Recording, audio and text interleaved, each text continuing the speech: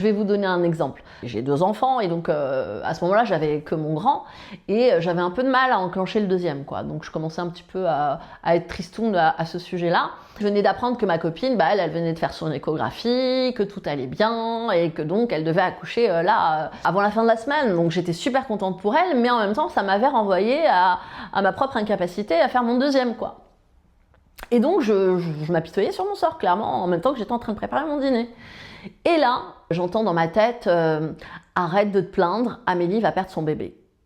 Voilà, une voix mais neutre, quoi, implacable. Sur le moment, je me suis dit, c'est quoi ce délire? Je me suis dit, mais comment est-ce que je peux penser des trucs pareils? Vraiment, je suis odieuse. Comment est-ce que je peux éprouver de l'envie et de la jalousie vis-à-vis d'elle au point de inconsciemment souhaiter le décès de son bébé? J'étais en train de me prendre la tête et tout. Puis bon, au fond de moi, il y a quand même une autre voix qui me dit, Jamila, tu sais quand même que t'es médium, donc est-ce que ça pourrait être vrai, cette histoire? Et je négociais un peu avec moi-même ce soir-là et en fait, dans mon esprit, je n'imagine pas que la perte de ce bébé est imminente. Donc, je continue ma soirée, je fais à manger, etc. On dîne et je me dis simplement que si cette fois revient et qu'elle insiste, parce que dans le passé j'ai déjà eu des moments où les voix insistaient, je me suis dit si ça insiste, je considérerais que c'est réel et j'en parlerai avec Amélie et de faire attention à son bébé.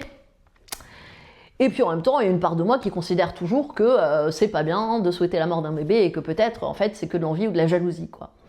Donc je suis partagée, je vais me coucher. Et le lendemain matin, en me réveillant, les textos qui nous annoncent que Amélie a perdu son bébé dans la nuit. Voilà. Ça fait bizarre. Oui, ça fait bizarre. Mais donc, tout ça pour dire qu'en fait, cette voix, je sais que c'était mon guide, mon ange. Elle avait raison, ça servait à rien que je m'apitoie sur mon sort. Enfin, moi, j'avais fait 2 fausses couches, en fait, auparavant. Et donc, je m'apitoyais sur mon sort parce que j'avais fait des fausses couches, mais assez précoces. Donc, si vous voulez, ça n'a aucun incident. Alors qu'Amélie, elle a perdu son bébé, elle était à 9 mois, c'était son premier bébé et elle devait accoucher dans quelques jours. Donc, il avait raison quand il me disait « Arrête de t'apitoyer sur ton sort ». En fait, il m'annonçait pas le décès pour que j'intervienne et que je fasse quelque chose. Parce que c'était prévu comme ça, sinon on me l'aurait pas dit 2 heures avant, quoi, ou 3 heures avant, ou je sais pas combien d'heures avant. Mais là, c'était vraiment pour me dire arrête de te plaindre, quoi. Et vous voyez, la voix du guide, la voix de la conscience supérieure, elle est comme ça. Elle est pas méchante, mais elle est pas gnangnan non plus, en fait. Elle est assez carrée, quoi. En tout cas, moi, la mienne, elle est comme ça, quoi. Quand elle me dit lève-toi le matin, faut que je me lève. Et quand elle me dit arrête de t'apitoyer sur ton sort, c'est comme un parent qui vous aime mais qui est voilà.